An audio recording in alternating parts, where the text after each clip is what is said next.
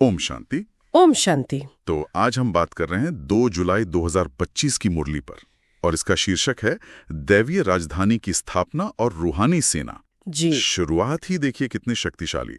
मीठे बच्चे, तुम डबल अहिंसक रूहानी सेना हो। तुम्हें श्रीमत पर अपनी दैवीय राजधानी स्थापन करनी है।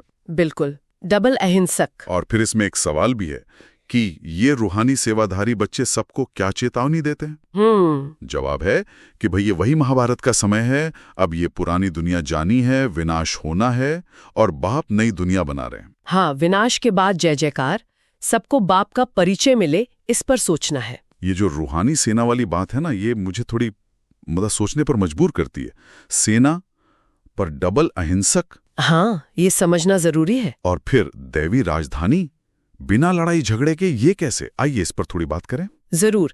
देखिए, ये जो रूहानी सेना है, ये कोई जिस्मानी या हथियारों वाली सेना नहीं है। अच्छा। ये है आध्यात्मिक सेना। और डबल अहिंसक का मतलब है? मन से भी हिंसा नहीं और कर्म से भी नहीं। मन और कर्म दोनों से? जी। और ये चलते हैं परमात्मा मतलब बाप की श्रीमत पर, श्रेष्ठ मत पर। ठीक है। इनके हथियार हैं ज्ञान और पवित्रता, और इनसे ही वो नई दुनिया, वो दैवी राजधानी जिसे सतयुग कहते हैं, उसकी स्थापना कर रहे हैं। और जो मुरली में महाभारत लड़ाई और विनाश का जिक्र आता है, उसका क्या मतलब है फिर? कोई असली लड़ाई? नहीं, वो बाहरी युद्ध नहीं है। यहाँ महाभारत असल में एक आंतरिक लड़ाई है। आंतरिक? हाँ, अपनी बुराइयों पर, अपनी कमजोरियों पर, जिसे माया कहते हैं, उस पर जीत पाना। और विनाश का मतलब है इस पुरानी दुनिया का, कलयुग का परिवर्तन। अच्छा। परिवर्तन जी। ये संगम युग है ना। पुरानी दुनिया खत्म हो रही है और नई दुनिया सतयुग शुरू हो रही है। तो चेतावनी का मतलब बस इतना है कि भाई इस बड़े बदलाव को समझो और इसे लाने वाले बाप को, परमात्मा को पहचानो। अच्छा, तो मतलब जोर बाहरी चीजों पर नहीं है, जैसे दुनिया का विनाश मतलब बम वगैरह गिरना, वो नहीं। जोर उस पर नहीं है, जोर है खुद के परिवर्तन पर। हाँ, जैसे मुरली में कहा, पतित से पावन बनना। बिल्कुल सही कहा आपने। बाप का पहला और मुख्य डायरेक्शन ही यही है, पावन बनो। और स्रोत ये भी साफ करता है कि ये रास्ता ज्ञान का है, भक्ति मार्ग से अलग। ज्ञान और भक्ति में क्या फर्क बताया? हाँ, बताया है। देखिए, भक्ति में शास्त्र पढ़ना, जप तप, दान पुण्य, ये सब आता है। उससे शायद थोड़ा अल्पकाल का सुख मिल जाए, जिसे मुरली में कागविष्ठा समान सुख भी कहा है। अच्छा। अल्पकाल का जी। लेकिन ये जो ज्ञान है, आत्मा का, परमात्मा का, सृष्टि चक्र का सच्चा ज्ञान, ये तो 21 जन्मों की पवित्रता, सुख और विश्व की बादशाही दिलाता है। 21 जन्मों की? हाँ, आत्मा अपना 84 जन्मों का चक्र पूरा करके शूद्र से ब्राह्मण बनती है, फिर देवता बनती है। ये ज्ञान का फल है। तो ये इतना बड़ा परिवर्तन, पतित से पावन बनना, ये होता कैसे है? मुरली में श्रीमद्, बाप की याद, सेवा का जिक्र है। जी, तरीके बताए हैं। इसे एक सिस्टम की तरह समझ सकते हैं। सबसे पहले तो है श्रीमत, परमात्मा के निर्देश। बिल्कुल। फिर इसके 2 हिस्से कर सकते हैं।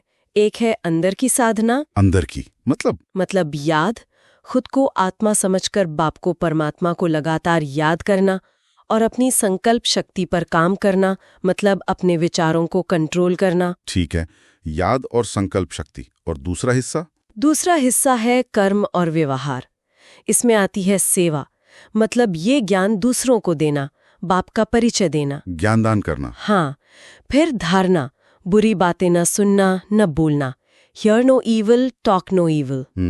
और आपस में मिलकर काम करना, आपसी सहयोग से सेवा की योजना बनाना। अच्छा, तो ये सब मिलके काम करते हैं? जी।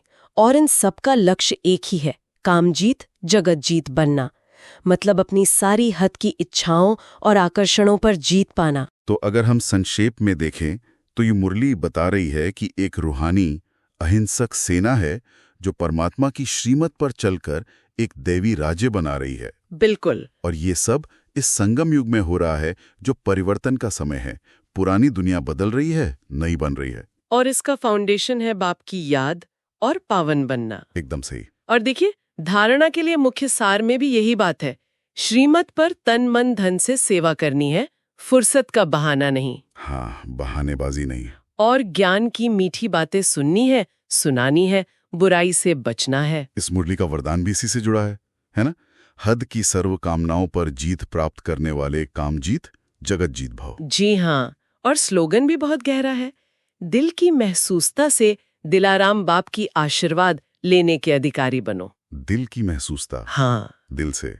मुरली में एक और बात है जो सोचने वाली है, वो गरीब के 1 रुपए वाली बात। हाँ, कि सच्ची भावना से दिया गरीब का 1 रुपया भी साहूकार के 1000 रुपए से भारी हो सकता है। बिल्कुल। इससे लगता है कि ये जो इतना बड़ा काम हो रहा है परिवर्तन का, इसमें शायद बाहरी चीजों, पैसे रुपए से ज्यादा अंदर का निश्चय, वो सच्ची लगन, उसका महत्व है। सही कहा, समर्पण का मूल्य है। ओम शांति। ओम शांति।